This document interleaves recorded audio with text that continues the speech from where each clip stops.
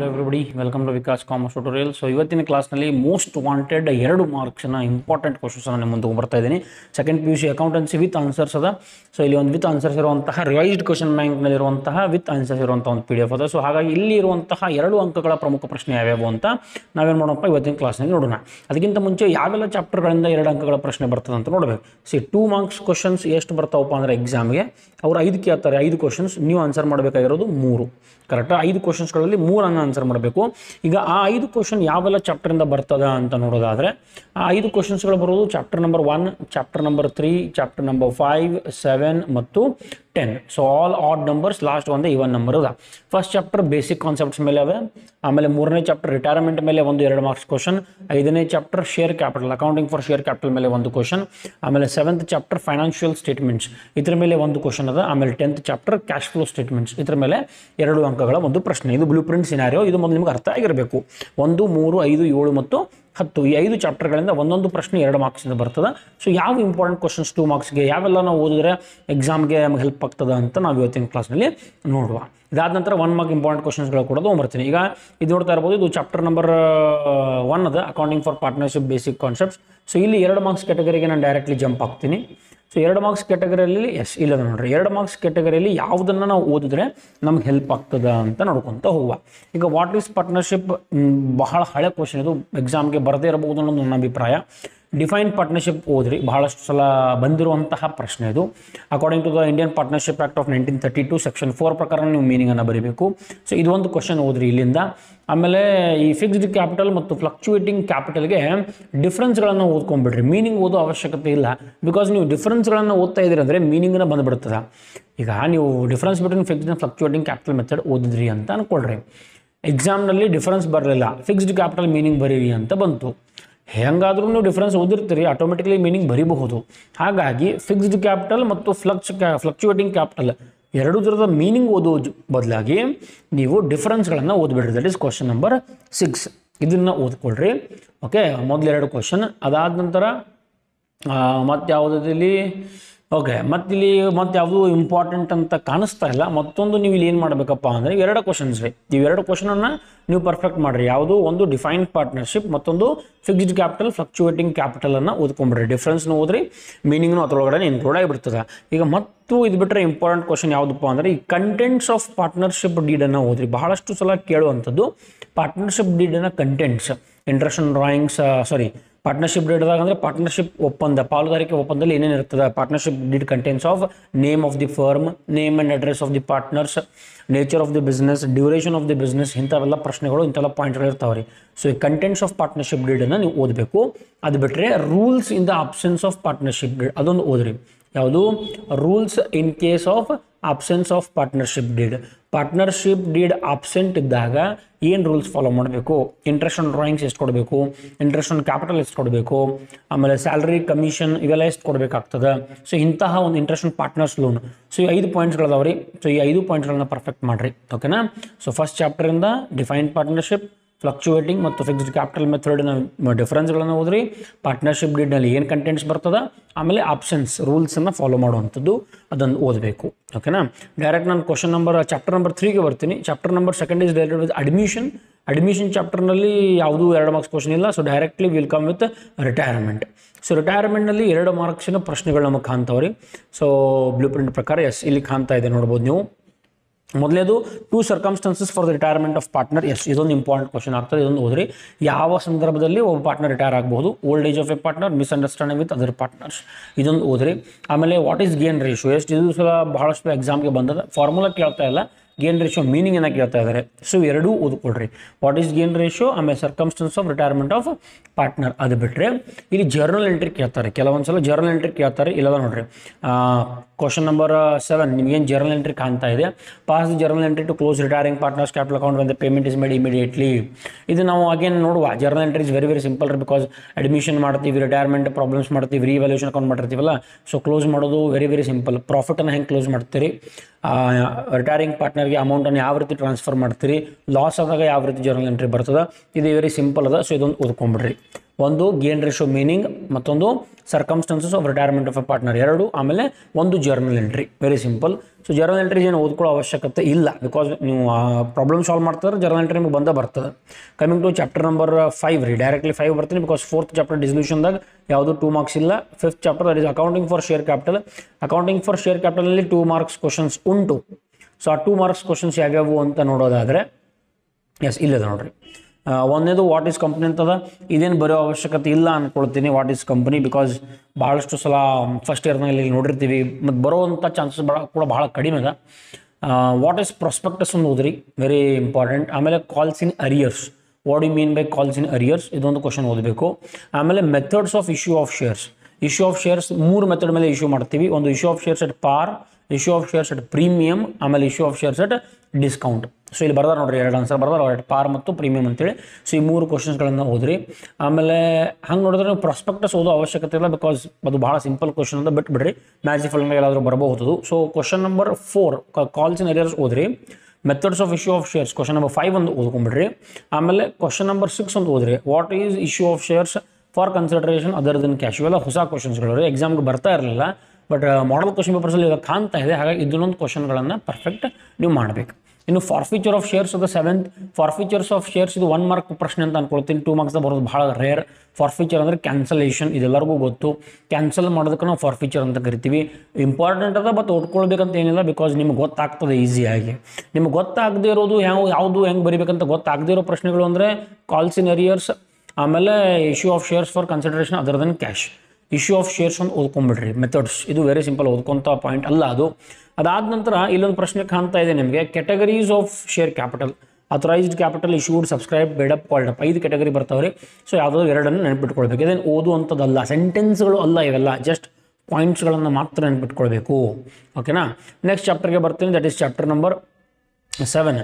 Chapter number 6 is debentures. Debentures ಯಾವುದು 2 marks question ಇಲ್ಲ. So chapter number 7 financial statements of a company. ಇಲ್ಲಿ 2 marks ಕ್ಯಾಟಗರಿಗೆ ಬರೋದಾದರೆ, give the meaning of financial statements, ಇದೊಂದು question ಓದ್ಕೊಂಡ್ಬಿಡ್ರಿ. Financial statements meaning. ಆಮೇಲೆ types of financial statements, ಇದು ಓದುವಂಥದ್ದಲ್ಲ, ಎಕ್ಸಾಮಿಗೆ ಬಂದ್ರೂ ಬರೀಬಹುದು.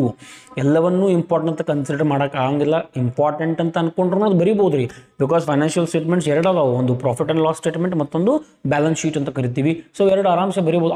ಅಂತಹ ಕ್ವಶನ್ಸ್ ಬಂದರೆ ಇನ್ನಷ್ಟು ನಿಮ್ಗೆ ಫುಲ್ ಈಸಿಯಾಗಿ ಬಿಡ್ತದೆ. ಈ ಫೈನಾನ್ಷಿಯಲ್ ಸ್ಟೇಟ್ಮೆಂಟ್ಸ್ ಮೀನಿಂಗ್ ಬಂದರೆ ಸೆಂಟೆನ್ಸ್ ಬರೀಬೇಕು. ಟೈಪ್ಸ್ ಆಫ್ ಫೈನಾನ್ಷಿಯಲ್ ಸ್ಟೇಟ್ಮೆಂಟ್ ಅಂದರೆ ನೀವು ಮಾಡ್ತೀರಿ, ಪ್ರಾಫಿಟ್ ಆ್ಯಂಡ್ ಲಾಸ್ 6 ಮಾರ್ಕ್ಸ್ನ ಮಾಡ್ತೀವಿ, ಬ್ಯಾಲೆನ್ಸ್ ಶೀಟ್ 6 ಮಾರ್ಕ್ಸ್ನ ಮಾಡ್ತೀವಿ. ಸೊ ಆರಾಮ್ಸೆ ಅದನ್ನು ಬರೀಬಹುದು. ಅರ್ಥ ಆಯ್ತಾ. ಅದಾದ ನಂತರ ಇದೊಂದು ಓದ್ರಿ, ಆಬ್ಜೆಕ್ಟಿವ್ಸ್. ನನಗೆ ಅನ್ಸೋ important 2 question, meaning of financial statements, objectives of financial statements. In types ಅಂತ ನೀವು ಬರೀತೀರಿ, ಏನು ಪ್ರಾಬ್ಲಮ್ ಇಲ್ಲ. ಆಮೇಲೆ ಮತ್ತೊಂದು ಏನು ಕೇಳ್ತಾನಪ್ಪ ಅಂದರೆ, ಈ ರೀತಿ ಕ್ವಶನ್ಗಳನ್ನು ಕೇಳ್ತಾನೆ ನೋಡ್ರಿ. ಒಂದು ಈ ಪಾಸ್ಚುಲೇಟ್ ಕೂಡ ಇದ್ರೊಳಗೆ ಅಡದ concepts. Postulates are nothing but concepts ರೀ. Going concern, materiality, money measurement, conservatism, ಈ ರೀತಿ ಕಾನ್ಸೆಪ್ಟ್ಸ್ಗಳು. 8ನೇ ಕ್ವಶನ್ ಏನು ಕಾಣ್ತಾ ಇದೆ, ಇದನ್ನು ನೀವು ಜಾಸ್ತಿ ಓದಬೇಕು ಇಂಥ questions.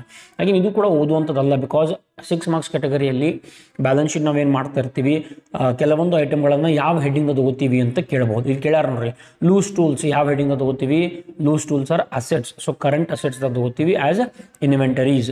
Proposed dividend, it is a liability, it is a current liability. Current liability ಒಳಗಡೆ ಶಾರ್ಟ್ ಟರ್ಮ್ ಪ್ರೊವಿಷನ್ ಅಂತ ತಗೋತೀವಿ. ಸೊ ಈ ರೀತಿ. ಓಕೆನಾ.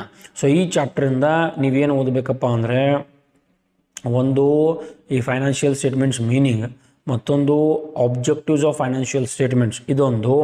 ಅದಾದ ನಂತರ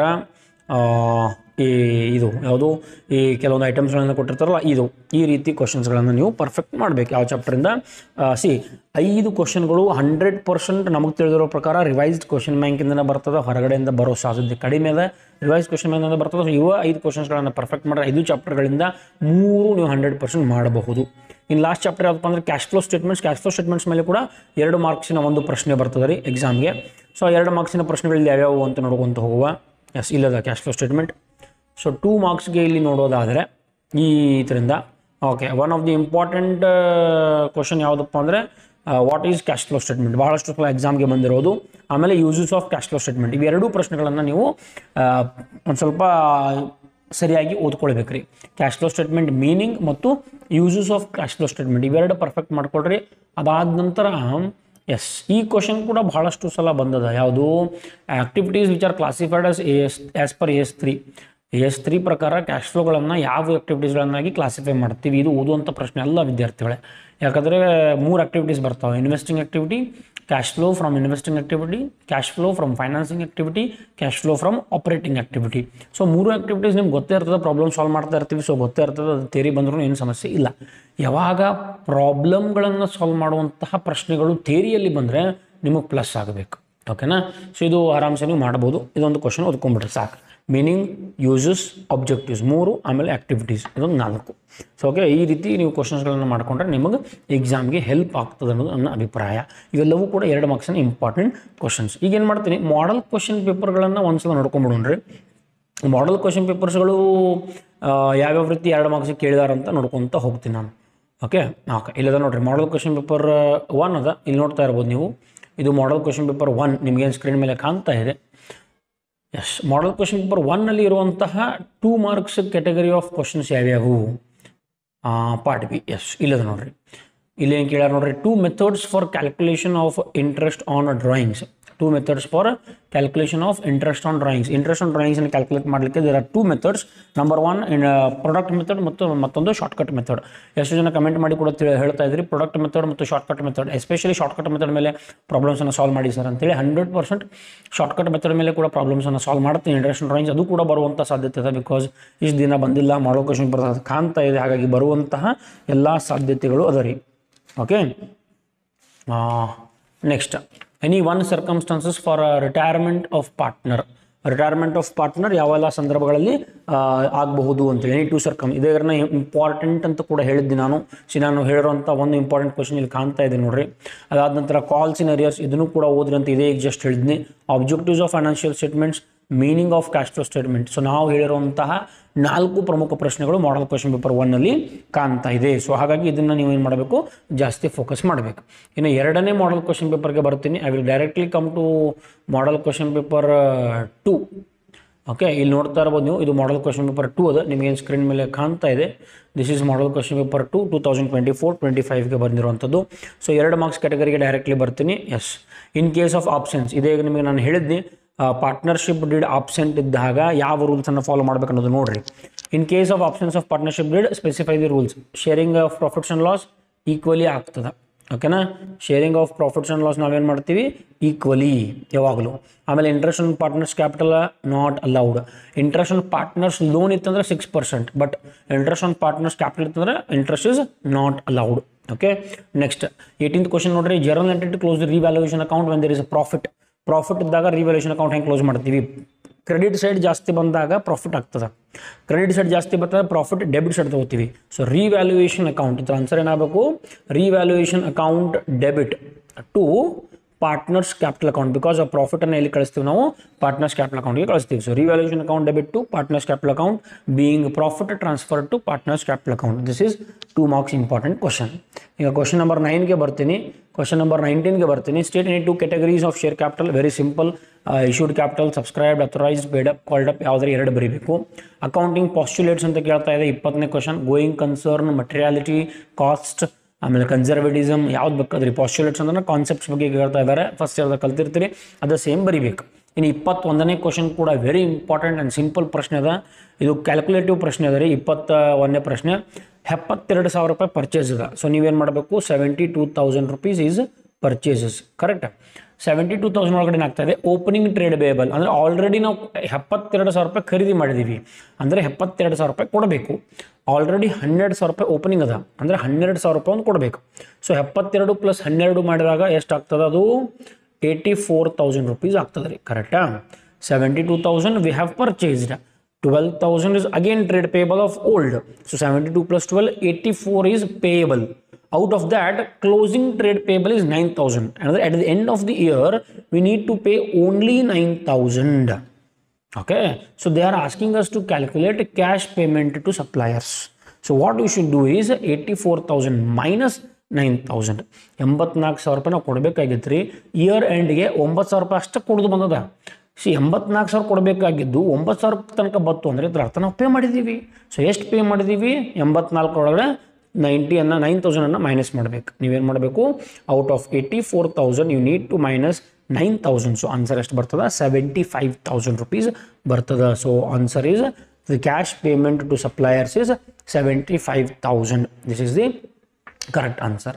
okay, next model question paper 3ಗೆ ಬರ್ತೀನಿ. ಇದು ಮಾಡೆಲ್ ಕ್ವಶನ್ ಪೇಪರ್ 2 ಆಯ್ತು ರೀ.